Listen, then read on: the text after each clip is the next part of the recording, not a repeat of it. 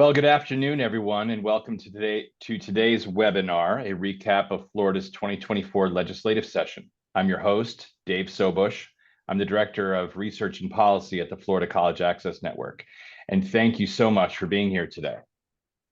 Before we get started with today's presentation, I'd just like to remind everyone of a couple of items.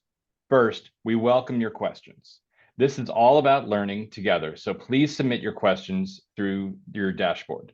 You can submit them at any time during this webinar, and I encourage you to do so as we go through these conversations. Then we'll answer them towards the end of the presentation. Second, please share what you are learning on your favorite social media site. We'd love to hear what's resonating with you. Finally, this webinar is being recorded. All materials will be available within a week of the recording. I know we have a few listeners today who may be new to FCAN's work. To give you a little background on who we are, FCAN's mission is to lead the collaborative movement to ensure every Floridian achieves an education beyond high school and a rewarding career. Our vision is to see a Florida working together where education is the pathway to economic mobility for all. The Florida College Access Network partners with communities and leaders to ensure more students achieve an education beyond high school, paving the path to prosperity for Florida families and our state. We execute on our mission and seek progress toward our vision through the work we do. During today's webinar, we will be touching on several of these activities. The work FCAN tackles is guided by our 7 conditions for success, which are listed here, and you can find out more about them on our website, www.floridacollegeaccess.org.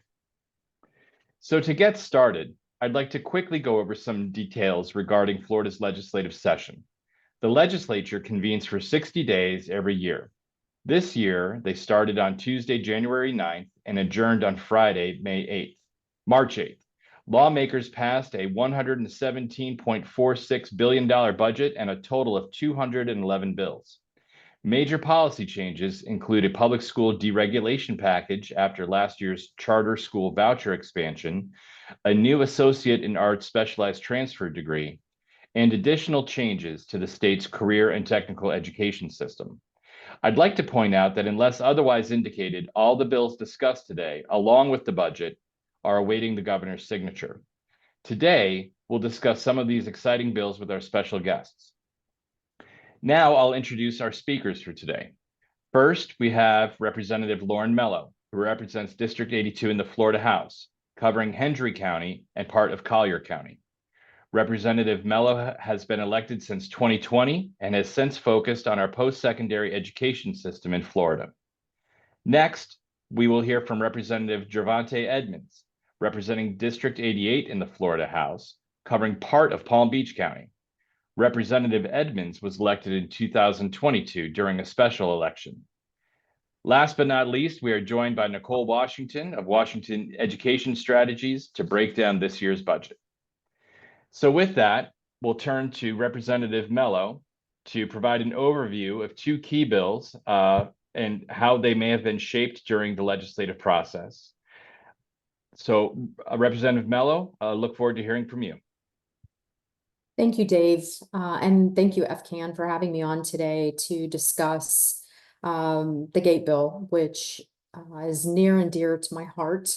The last couple of years, I've been focused on the missing middle and how we look at non-traditional students and how we help them upskill and get into the workplace and thrive, quite honestly. So the GATE program was basically a program that was a mastermind of a lot of really smart people that I am fortunate to have surround me in the Capitol that focused on students who were not thriving in a high school environment or maybe had dropped out of high school. And how do we look at that population of students and get them, quite honestly, a high school diploma or the equivalent, and then also get them credentials that get them out into the workplace and being successful. And so this program is strictly for 16 to 21-year-old students who have not graduated high school, are Florida residents. And it created a program that allows them to go in and be enrolled in a high school equivalency, at the same time also enrolled in a credential program. It waives all of their fees, tuition, and any costs associated that for them to normally take these courses. It works out roughly with about an average of just about $3,000 per student that they would normally pay for. The language that we also tied into this program made them eligible for the Open Door grant, which gives them access to a $1,500 stipend as well. That was part of our education workforce bill from last year that we had passed, was creating that financial aid program and calling it Open Door. So it also allows the institutions who are providing this education a way to be compensated through the funding and the GATE program as well. So schools and institutions will not have to be out of pocket for this program. When we started looking at the students and trying to get an idea of our target market population, we noticed that there were quite a few students that were in rural areas that did not have programs already in place. So as well as creating a financial aid component where the students don't have any expenses to go into this program, we also looked at a startup grant program for these rural areas of opportunity. There's about 32 counties that would qualify that don't have a program currently in place. So those schools and programs would have a way that they could have access to grant money to be able to stand a program up in those rural areas as well. And then the other component to the GATE bill is the performance funding. And that is basically for participating institutions that have successful outcomes where the students get through the high school equivalency and a credential.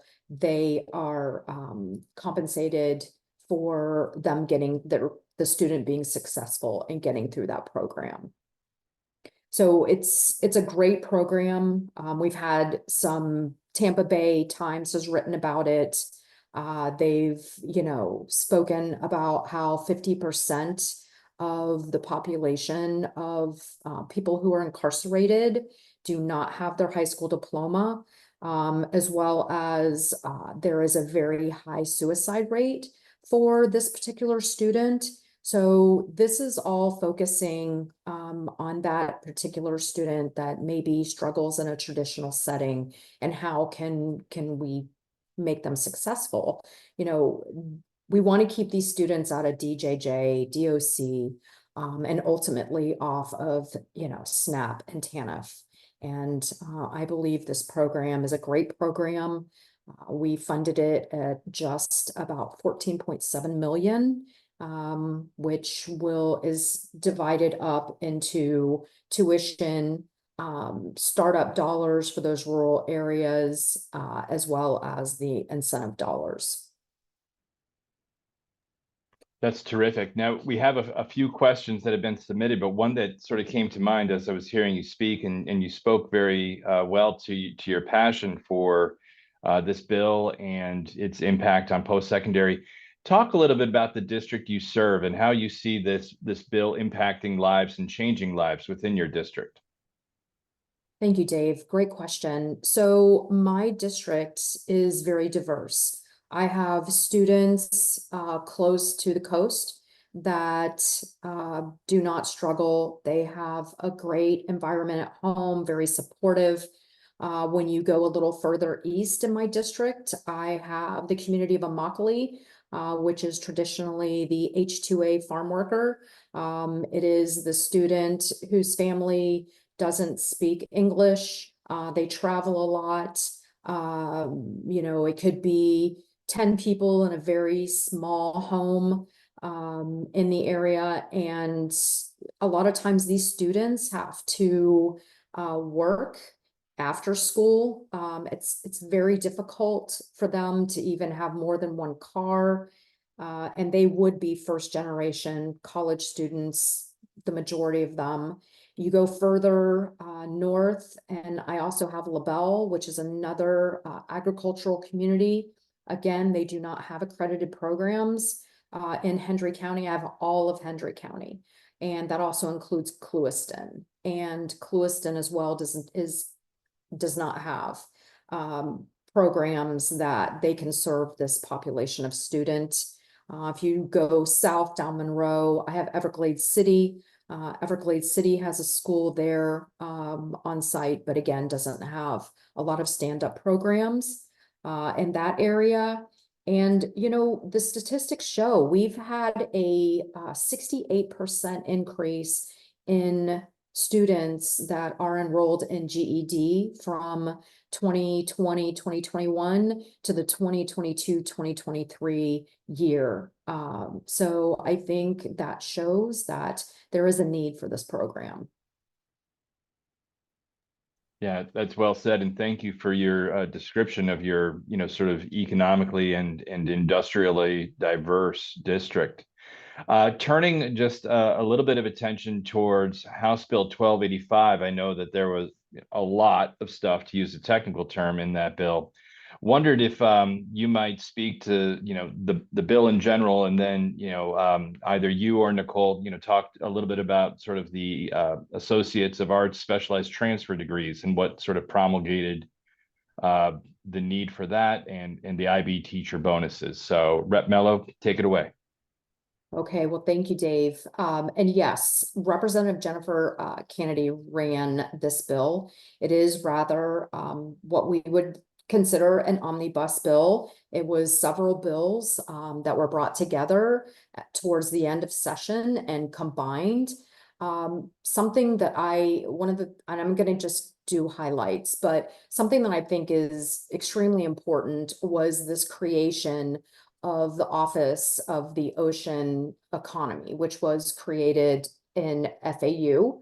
And, you know, we're a peninsula in the state of Florida, and we all turn on the news and we read about harmful blooms that are in our water, and red tide, and Lake Okeechobee, which is also in my district.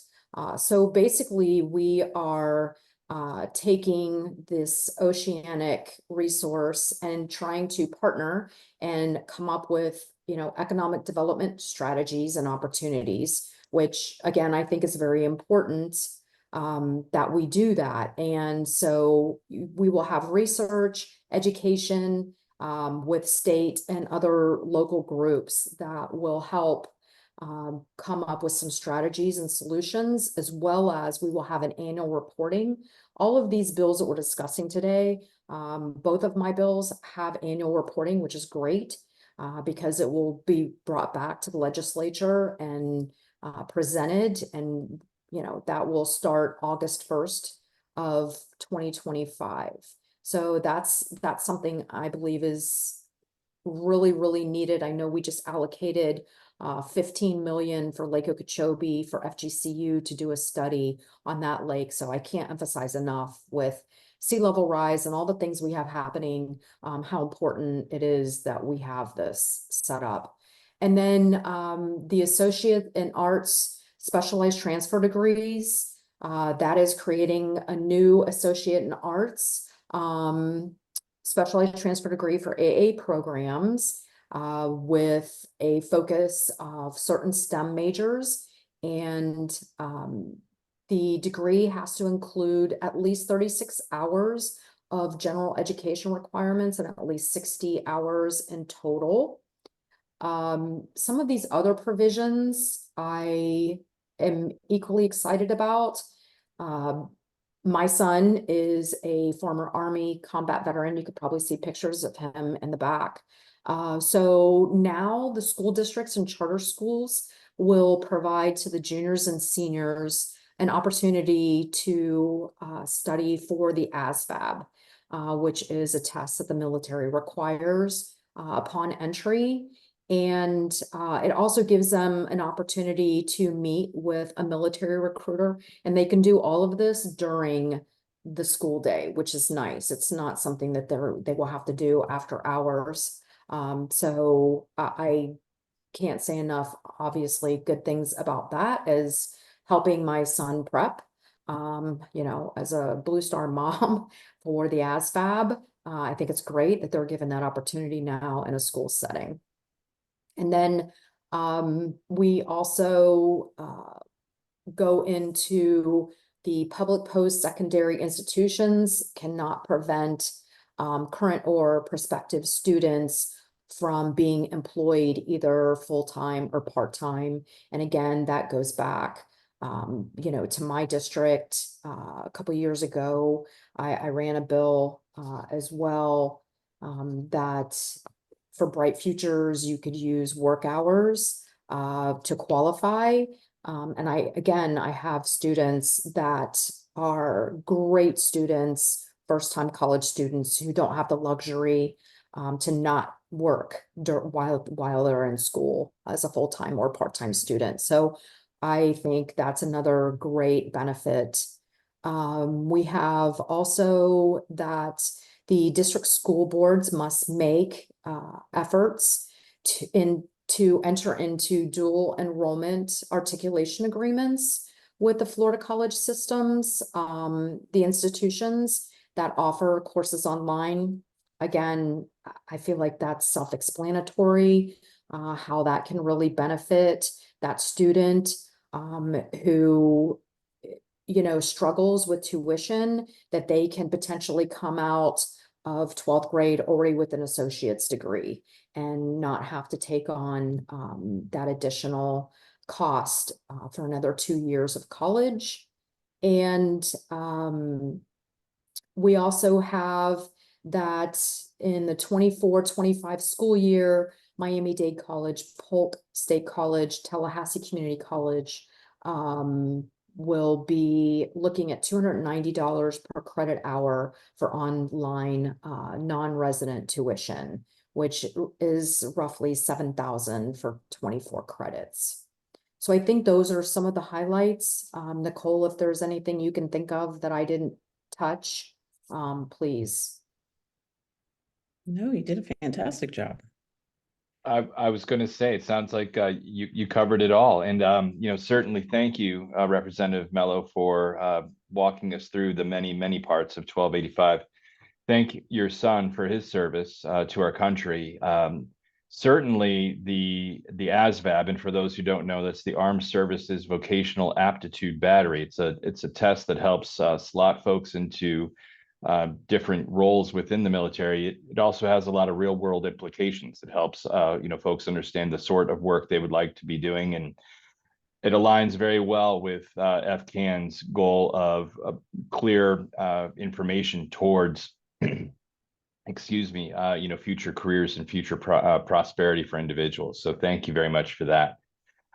We will go ahead now, and before we get to questions, we would love to hear from Representative Gervonta Edmonds. He was the sponsor of House Bill 767, which was laid on the table for Senate Bill 62. That's just part of the process here. And so, Representative Edmonds, if you wouldn't mind sort of providing an overview of this bill, some of the twists and turns it may have taken, if any, during the process, we would love to hear all about it. Floor is yours. Thank you so much, Dave. I would love to say phenomenal job, Representative Mello. You are really amazing at what you do. And it is an honor to work with you in the Florida House. So I want to thank Dave and Nicole for this opportunity to be a part of this presentation. And I want to thank all the members of FCAN for being here today. You all have an important role in our community. Most times you all are overworked and underpaid. So kudos to all that you do. So this bill stems from my passion in education. When I'm not being the state representative, I run a nonprofit helping high school kids get to college, and we fully fund their college tuition. And so with that thought in mind, we wanted to make sure that all Floridians had access to post-secondary success. So this bill is a very simple bill. Before the bill was passed, Miami-Dade College reached out to me, and they found that many residents who wanted to go back to post-secondary success were unable because they lost their residency once they were incarcerated. And so we worked together to craft some language along with Representative Mello and the staff from post-secondary committee. And we found that this language here was perfect, that the bill provides that any individual classified as a resident for tuition purposes may not lose his or her resident status for tuition purposes solely by reason of incarceration. And our goal, again, was to make sure that residents could get to post-secondary success and reduce the burden on taxpayers. Currently in statute for an undergraduate to attend a state university system, it's about $105.07 per credit hour. When you're talking about university status, it's a lot higher. And so even more so, the average cost of out-of-state fee is about $464. So our goal was, again, was to save taxpayers dollars and get residents access to college. And so we save about $318 per credit by passing this bill. And we found out about 46% of those who are incarcerated are less likely to return back to prison once they achieve post-secondary success. So we found out it was a win-win, saving taxpayers dollars and making sure more people were educated. And at the end of the day, we think that more educated people boosts the economy. So in all around that, this was a very successful bill due to a lot of help with our members in the Florida House and, again, the Miami-Dade College. Yeah, that's a very simple bill. Well, sometimes simple is the way to go to make things happen. And thank you for your leadership in getting that across the line. It certainly aligns with the Florida College Access Network's success condition, which is related to affordability. And certainly if someone's staring at a price tag beyond their means, they'll be less likely to pursue that education that will assist them in getting a rewarding career. So sort of a similar question that I posed to Representative Mello, Representative Edmonds. If you could describe your district that you serve and how you see this bill impacting residents of your district. Thank you for that question. I would humbly say that I think I have the best district in the state of Florida. That encompasses Riviera Beach, Lake Park, West Palm Beach, the capital of Palm Beach County, Royal Palm Beach, and Mangonia Park. Palm Beach County is an interesting county. Our average income is about $74,000 per person, but the average house is about $660,000. So we have a huge disparity between the folks on our island and the folks in our inland. And we do have a high incarceration rate in our urban communities. And so it greatly impacts them because we have one of the best state colleges, which is Palm Beach State University, that offers free tuition for a lot of our residents here. So we have a pipeline making sure that residents who are coming out of prison have access to either a state college or one of the 5 universities that we have here in Palm Beach County. So this bill is going to be a tremendous impact by increasing the employment gap and shortage that we have here in Palm Beach County. And in a lot of our construction and a lot of our trade positions, we have a huge gap, especially in our nursing industry. And hopefully with the passage of this bill, this will allow our residents to really focus in on those gaps that we have in employment and, again, boost our economy here in Palm Beach County. That's terrific. Thank you. Thank you, Representative Edmonds. We've had a few questions come in the chat, and we even had some posted during registration. So I'm going to do my best to administer these as I see them. And I think the one that came through, and it might be best answered by you, Representative Mello. So Adriana, if we could go to, yeah, thank you. Do we know, you mentioned the general education courses, in the AA transfer degree. Is it, relatively standard between the traditional gen ed in a typical AA versus the AA transfer degree? That was a question that's been asked. I know a lot of this is subject to sort of rulemaking and what the department, finally comes back with. But if you wouldn't mind taking a stab at answering that question on behalf of one of our attendees, I'd appreciate it. I believe Nicole Washington just unmuted, so I'm going to pass the baton to her on this one. Okay, thank you. Thank you, Mello. And yes, the 36 hours is standard for general education courses. Okay, excellent. Thank you. Representative Edmonds, question came in for Senate Bill 62. If someone was incarcerated in Florida but didn't reside in Florida prior to incarceration, what would their status be for the bill that was recently passed if signed into law? That is a phenomenal question. Initially, we wanted to include people who were outside the state, but we wanted to make sure that this legislation was perfect for Floridians only. So if you were outside the state prior to incarceration, this bill will not apply to you. Okay, that's a direct answer. Thank you very much.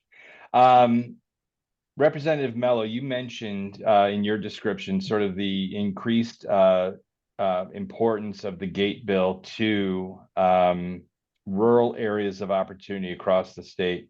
And you talked a little bit about that within your district, but if you could sort of, expand the aperture of the lens, what are the rural areas of opportunity within the state of Florida for our attendees here? And describe, how Senate Bill 7032 will continue to impact in a positive way those communities with their workforce education. Thank you for the question, Dave. And yes, great question. It was one of those moments that again, I go back to this amazing team that I have for staff in the Florida House. And as we looked at this bill that came over from the Senate and started thinking about the population of Florida and the students impacted the most and where do these students come from? And, I would love going forward to even get my hands on these exit interviews that are done to even do a deeper dive into kind of studying the student. We realized that the population, I had received a report from DOE that just showed the population was primarily in a lot of these rural areas. So then when we started thinking about accreditation and making sure that the master credential list was pulled in so that the institutions have CAPE funding as well, they have access to that, really started thinking about how to take this rough draft and perfect it. We realized with a meeting with staff and DOE that a lot of these rural areas don't have accredited programs. So we would be carving out almost 32 counties that would be, that have a lot of these students and are seeing an increase in dropout rates amongst a lot of these students. So we kind of went back to the drawing board and said, okay, how can we fix this? Because we don't want, obviously, that unintended consequence. And so I have the list here in front of me of the RAOs, and which are the rural area of opportunity. And again, there are 32 counties.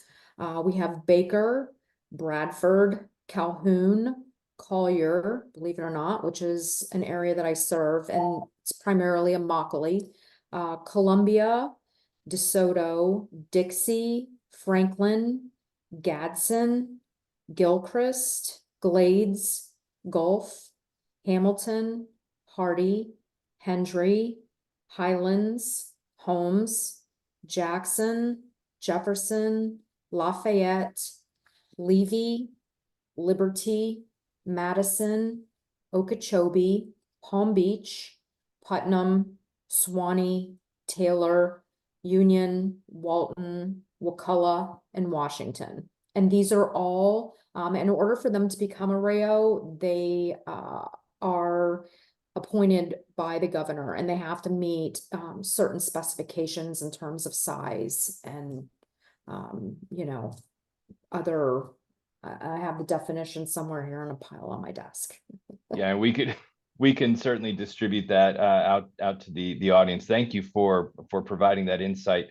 Certainly the impact of education and education beyond high school in these areas of opportunity is well in alignment with many other organizations, the Florida Chamber Foundation, the Florida Economic Development Council, many of the rural economic development partnerships. And I think your point is well taken about how there are some very large counties in Florida that are, different depending on what side of an interstate you might be on. And both of you in Palm Beach and Collier County represent, those very large counties with some urban districts, but with also, some rural and agricultural.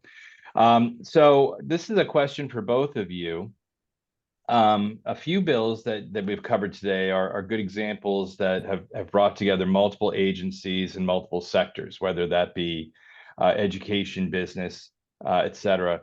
I wonder if you could both, talk about the importance of collaboration in among multiple stakeholders in the legislative process. Want me to go first, Chair Mello? Okay. Dave, that's an excellent question. And I can tell you in our legislature, we agree on about 90% of the things that come through Tallahassee. I will use my bill. It's a great example. Initially, when we presented the bill, it would allow residents outside the state of Florida to benefit from this piece of legislation. But it was working with Chair Mello, working with the committee to realize that we wanted to do what was best for Floridians and helping change the language within the bill to make it perfect and a posture that would get it passed through the legislature. So it takes working with those different agencies, working with the different members who specialize in those different topics that makes the best pieces of legislation. So usually you will see the things that come out of Tallahassee that works for everyone. Both sides of the aisle have worked on it and crafted it in a manner that impacts Floridians to the best of its ability. So I think that you will see more of that in the future, especially in Tallahassee. I think we're very collegiate in Tallahassee. We have some sharp minds with bright ideas. So it's really just an honor to be working with most of the members in Tallahassee. I'm still a freshman. Well, actually, I just moved into sophomore year. But working with the more experienced members, you really learn a lot. And you get down to the data points that really impact the community, learning how much a bill may cost to the residents of Florida, and also just how much impact it will be. So that's been my experience. Maybe Chair Mello has had different experience, but it's been phenomenal to work with her and other members as well. Thank you, Representative Edmonds, and thank you for the question, Dave. I could talk about this bill for hours because so much thought went into it. Being part of the REACH Act in my freshman year, I really learned the importance of collaboration amongst all the agencies, and I currently sit as a board of director on CareerSource. So when you start again, kind of doing a deep mental dive into the student, who is the student? How do we reach the student? These students who have left the school already and maybe they're not around anymore, but they still are in that 16 to 21 age bracket. How do we find them? And so, yes, to your question, that is where collaboration comes in. DOE has been tasked with doing a marketing campaign. The student may walk through a CareerSource one-stop center looking for benefits or trying to find a job. And so all of this comes into play. The high schools, because the last thing we want is for a student to not get their high school diploma. So they have been tasked with educating students on their options and informing them on the GATE program. The career centers, the one-stop career centers, the same. When people come through the door that do not have their high school diploma or the equivalency, we educate them as well. And reporting, I think, also is very important. There's a lot of reporting mechanisms here in place that are required of everyone to report back to DOE to really kind of give us a microscopic view of the student and how are we best serving the student to help give them tools to be successful. That's terrific. Thank you. Thank you both so much. I just want to thank on behalf of the Florida College Access Network, our local college access networks, the Florida College Access Network Board of Advisors. Thank you both, Representative Mello and Representative Edmonds, for speaking to these bills today and sharing a little bit of insight about the legislative process. The work you're doing on behalf of Florida, its families, its students, and ultimately its businesses is of the utmost importance. And so thank you for all of that. Enjoy your summer in district and get ready for an exciting fall. And we hope to see both of you up in Tallahassee very soon. Thank you for the opportunity. Thank you for having us. Pleasure. So with that, we're going to go ahead and we're going to dive into a little bit of the budget. Nicole, I'm going to turn it over to you. Nicole Washington of Washington Education Strategies. The floor is yours. Thank you, Dave, and good afternoon, everyone. We had another very, very big budget year. As you see here, the total budget, which is, as Dave mentioned at the top of the webinar, subject to veto, came in around $117.5 billion. We saw about $30 billion go to K-12 education, and the FTE, the per pupil FTE, is almost $9,000. I'm not going to read over the entire slide, but I will give you some highlights of higher ed. In general, saw almost $600 million new dollars this year. As you see, the state university system came in at about $5 billion. We maintained performance funding. The programs for strategic emphasis, also known as BOGO, for upper division students in specific STEM and other workforce majors. The $100 million for preeminent state research universities, a huge nod to Florida International University down in Miami, who became the 4th preeminent institution this year. And there were no tuition increases at either the state university or college level. Moving to the college system, it's about $1.72 billion. About 1.6 of that is within their major program fund. Most of these initiatives here are flat from last year. The big item for the college system this year, if you're a college system institution employee, you will be able to take advantage of the state health insurance program, which came at a cost of about $80 million. And then when we go over to financial aid, another really big year for financial aid programs. The EASE, which is for private institutions that are part of the ICUF, and then a select other set of private institutions, received $134.8 million. Within that is about $9.5 million for, as a quote, it's almost like a kicker for students who are in select workforce programs. Again, the focus of the legislature continues to be on students, making sure that they are in programs that lead to economic mobility and fill state needs. Bright Futures came in at about $617 million this year. Florida Student Assistance Grant, which is FSAG, or our need-based pot, it's about $300 million. And then the Open Door Grant that Representative Mello mentioned is $35 million. And that is a tuition, that is a financial aid program for students who are in specific programs, workforce need programs at a Florida college system or state university. Workforce education, we ended up about $800 million total, which continues to see increases every year. There's $100 million for the workforce capitalization grant. That's dollars largely to increase the technology and the infrastructure at institutions to make sure that those programs are using the most current lab materials and things for the CTE programs. We also had some additional federal dollars come through for both Perkins and adult basic education. Other notable items, the HBCUs got, that was level funding, that $31.4 million, but there was an additional $15 million for security and hardening that was provided. through the legislature this year. And then that's pretty much it, unless you've got other questions. I do not have any questions, but I would certainly invite some from our studio audience. So what I would like to do now is I will just remind our attendees to utilize either the Q&A or the chat function to ask your questions. Many of them have been answered during the course of the webinar this afternoon. I just want to run through a few additional bills that are of interest and sort of accessory to post-secondary education and workforce in the state of Florida.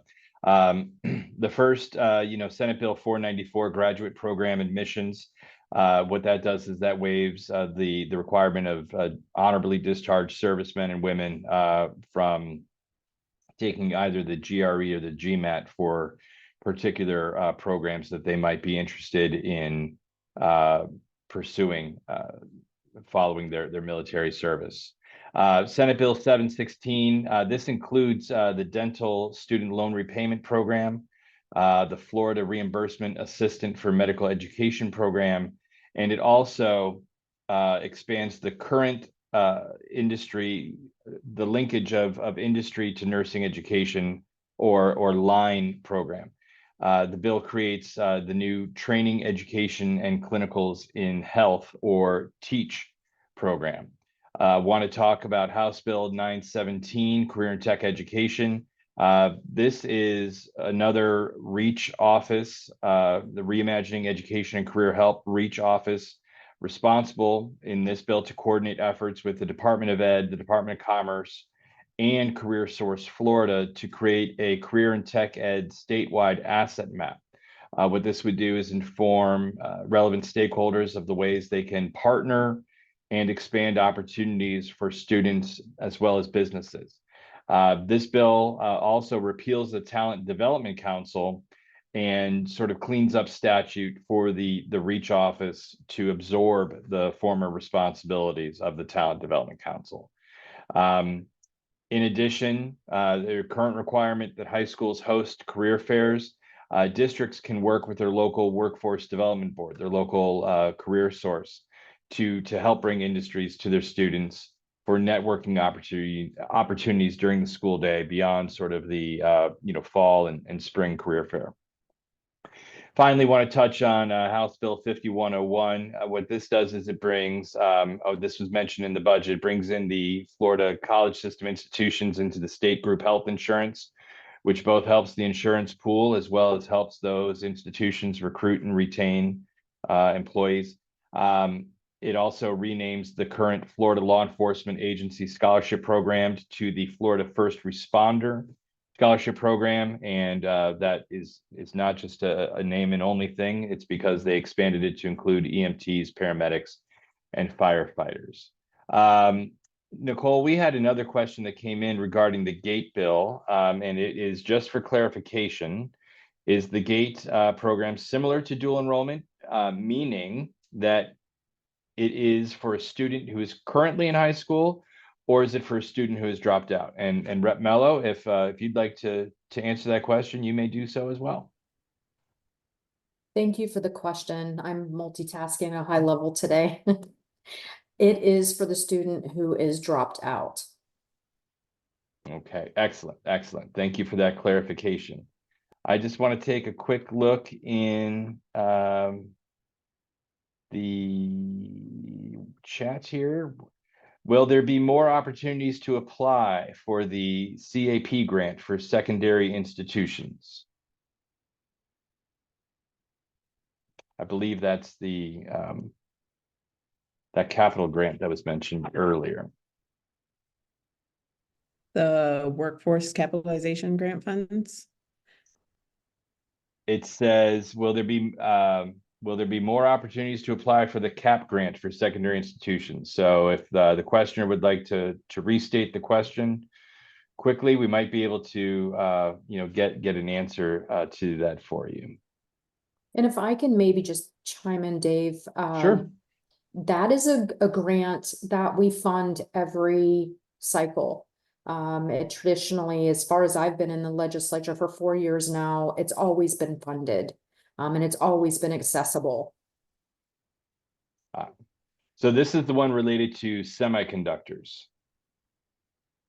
The CAP grant. Was there one related to semiconductors? Would this have to do something with the CHIPS Act funding? Or, I mean, I don't even know if that's blown down yet. That might be honestly, Dave, out of Department of Economic Opportunity, and I would have to do some due diligence and get a follow-up to that. Okay. Excellent. We will take a look at that and we will report back. Jennifer asked a question. Are there grants that nonprofits can apply for to support some of these bills and initiatives? And I would say that that is probably an excellent topic for a future FCAN webinar. It's also an excellent segue into my final slide, which is don't forget about Florida College Access Network's upcoming Talent Strong Florida Summit.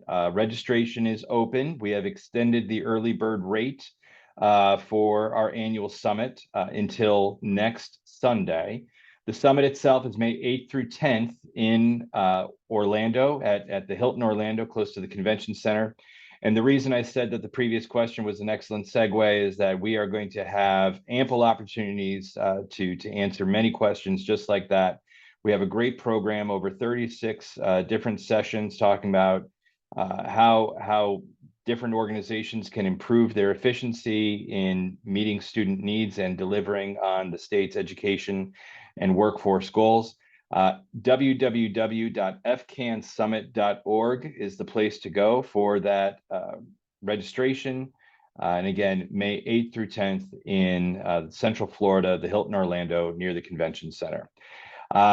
So finally, once again, on behalf of the entire Florida College Access Network, our board of advisors, all of those that we work with day in and day out to improve student success, to improve student outcomes, and ultimately improve the economic future of this state, I want to thank Representative Lauren Mello, Representative Gervonta Edmonds, and Nicole Washington for being part of this panel today. I've certainly learned a lot. I hope you in the listening audience have as well.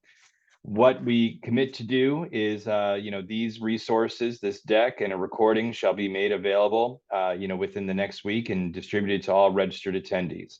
So with that, on behalf of the Florida College Access Network, thank you all very much for your time and have a great afternoon.